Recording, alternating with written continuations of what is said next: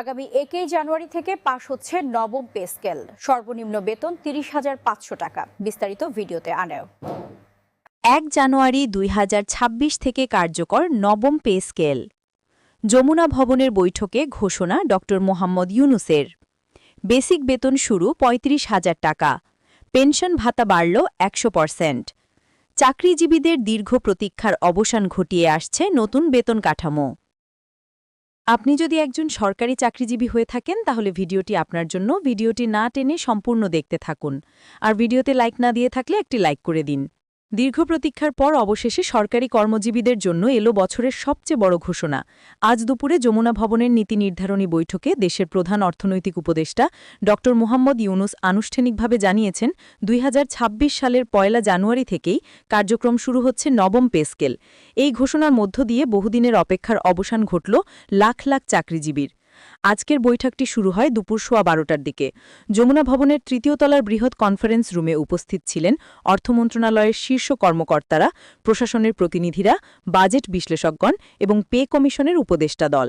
আলোচনার শুরুতে তুলে ধরা হয় গত 2 বছরের মূল্যস্ফীতি, জীবনযাত্রার ব্যয় বৃদ্ধি এবং বাজার অর্থনীতির সামগ্রিক গতি। এই বিশ্লেষণ উপস্থাপনের পরই উঠে আসে নতুন বেতন কাঠামোর প্রয়োজনীয়তা। ড. ইউনূস বৈঠকে স্পষ্ট করে বলেন, সরকারি চাকরিজীবীদের প্রকৃত অর্থনৈতিক নিরাপত্তা নিশ্চিত করা এখন সময়ের দাবি। কর্মীদের প্রয়োজন, বাজারের বাস্তবতা এবং অর্থনৈতিক টেকসইত্ব, এই 3টি বিষয় বিবেচনায় এনে চূড়ান্ত করা হয়েছে নতুন বেতন কাঠামো। ঘোষণা অনুযায়ী নতুন পে স্কেলে বেসিক বেতন শুরু হবে 35,000 টাকা থেকে। অর্থাৎ নতুন বাজেট বছরে কর্মীদের বেতন হবে আগের তুলনায় আরও শক্তিশালী ও বাস্তবসম্মত।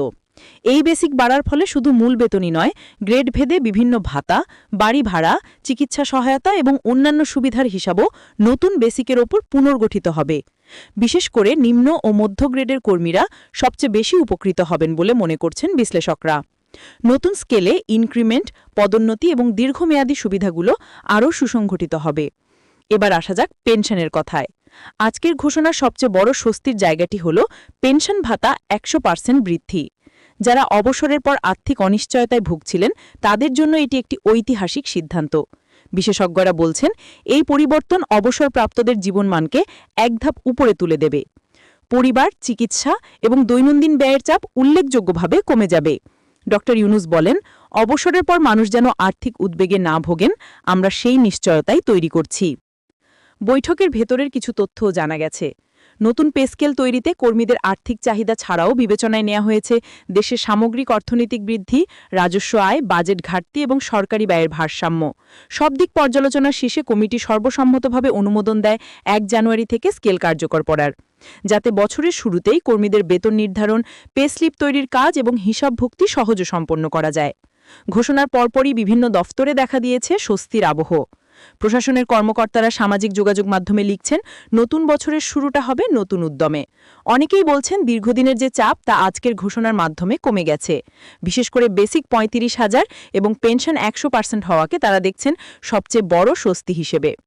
নতুন কার্যক্রম শুরুর জন্য মন্ত্রণালয় মাঠ প্রশাসনে আলাদা নির্দেশনা পাঠানোর প্রস্তুতি নিচ্ছে। জানুয়ারি মাসের প্রথম সপ্তাহ থেকে নতুন বেতন হিসাব করে পে স্লিপ সরবরাহ করার নির্দেশনা দেওয়া হবে বলে জানা গেছে। সরকারি হিসাবরক্ষণ শাখা, ট্রেজারি এবং সংশ্লিষ্ট ব্যাংকগুলোকে এই সিদ্ধান্ত বাস্তবায়নে বিশেষ সতর্কতা অবলম্বন করতে বলা হয়েছে। অর্থনীতিবিদদের মতে এই পে স্কেল চালু হলে কর্মীদের ক্রয় ক্ষমতা বাড়বে, বাজারে অর্থের গতি বাড়বে এবং সামগ্রিক অর্থনীতি পুনরুদ্ধারের দিকে আরও এক ধাপ এগিয়ে যাবে। যদিও ভাতা ও সুবিধার বিস্তারিত গেজেট প্রকাশ এখনও বাকি, তবে প্রাথমিক কাঠামোই চাকরিজীবীদের মধ্যে ব্যাপক আশার সঞ্চার করেছে। দীর্ঘদিন ধরে যেসব বিষয় নিয়ে আলোচনা হচ্ছিল, নতুন গ্রেড ব্যবস্থাপনা, দক্ষতা ভাতা, কৃতিত্ব ভিত্তিক ইনক্রিমেন্ট, এসব বিষয়ে ভবিষ্যতে আরও পরিবর্তনের ইঙ্গিত দিয়েছেন ড. ইউনূস। তিনি বলেছেন, এটি কোনো চূড়ান্ত কাঠামো নয়, বরং সময়ের সাথে সাথে আরও উন্নয়ন ও সংশোধন আনা হবে।